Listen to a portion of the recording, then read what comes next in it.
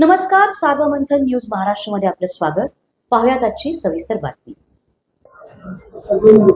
राहुरी, अहिल्यानगर आणि पाथर्डीच्या पोटनिवडणुकीच्या संदर्भामध्ये भारतीय जनता पार्टी आणि महायुतीचे उमेदवार अक्षय शिवाजीराव कर्डिले यांच्या प्रचाराच्या निमित्तानं मी आज राहुरी शहरामध्ये आलो आणि कारखान्याचे चेअरमन आणि मार्केट कमिटीचे चेअरमन श्रीयुत अरुणजी तनपुरे यांची भेट घेतली.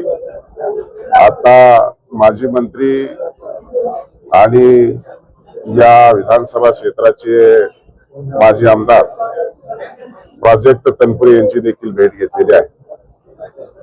त्यांनी निश्चितपणे माननीय मुख्यमंत्री महोदयांच्या फोन कॉलद्वारे मान ठेवून फॉर्म भरला नाही, त्यामुळे मी प्रत्यक्ष फॉर्म भरण्याच्या सभेमध्ये आणि त्यानंतर झालेल्या बूथ कमिटीच्या सभेमध्ये त्यांचे जाहीररित्या आभार मानले आणि प्रचाराच्या निमित्तानं आज राहुरी शहरात आल्याच्या नंतर ते त्यांच्या कार्यालयात आहेत आणि म्हणून कार्यालयात असल्या कारणाने मी आज त्यांची प्रत्यक्ष भेट घेऊन महायुतीच्या माध्यमातून त्यांचे आभार मानलेले आहेत आणि एकूणच अनेक विषयावरती चर्चा झालेली आहे.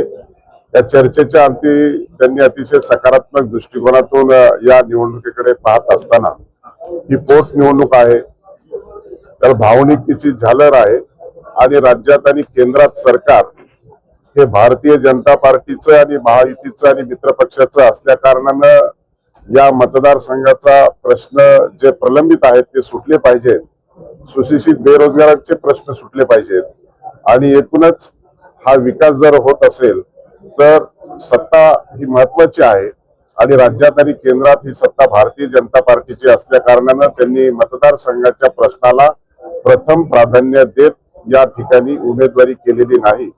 आणि म्हणून मी आभार मानत असताना त्यांना हेही सांगितलं की आज माननीय मुख्यमंत्री महोदय हे या ठिकाणी सभेसाठी येत आहेत, आणखी 2 दिवस बाकी आहेत, तर निश्चित स्वरूपामध्ये त्यांनी कार्यकर्त्याच्या भेटीगाठी सकाळी देखील बैठक घेतलेली आहे आणि त्या अनुषंगाने ते प्रयत्नशील आहेत. परंतु अंतिमतः मी हेच सांगितलं की माननीय मुख्यमंत्री महोदय आज राहुरीमध्ये प्रचाराच्या निमित्तानं येत आहेत आणि सांगता होणार आहे आणि त्यामुळं मला असं वाटतं की निश्चित स्वरूपामध्ये माननीय मुख्यमंत्री महोदयांचं या मतदारसंघामध्ये थोड्याच वेळात पदार्पण होणार आहे आणि त्या अनुषंगाने शेवटी राज्याचे सर्वोत्तम असलेले व्यक्तिमत्व आणि महाराष्ट्र राज्याचे माननीय मुख्यमंत्री महोदय हे आता काय सुदर्शन चक्र फिरवतात याकडे जसं आपणा सर्वांचं लक्ष आहे तसं माझं देखील लक्ष आहे. त्यामुळं माननीय मुख्यमंत्री महोदयच आता या जाहीर सभेला पोहोचत असताना त्या दृष्टिकोनातून अधिकृतरित्या सांगू शकतो. मी त्यांना तसा आग्रह केला, परंतु आता माननीय मुख्यमंत्री महोदय थोड्याच वेळामध्ये आता या ठिकाणी पोहोचणार आहेत, त्यामुळं काय सुदर्शन चक्र फिरतंय आणि काय निर्णय होतोय ते आपल्याला थोड्या वेळात कळेल. आपल्या सभागृहामध्ये आपल्या कार्यकाळात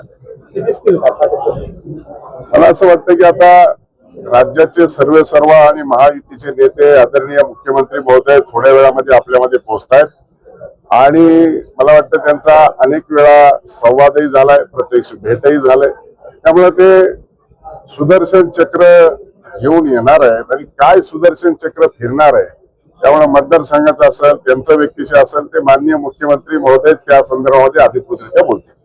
धन्यवाद. सार्वमंथन न्यूज महाराष्ट्राला लाईक करा, शेअर करा, सबस्क्राईब करा.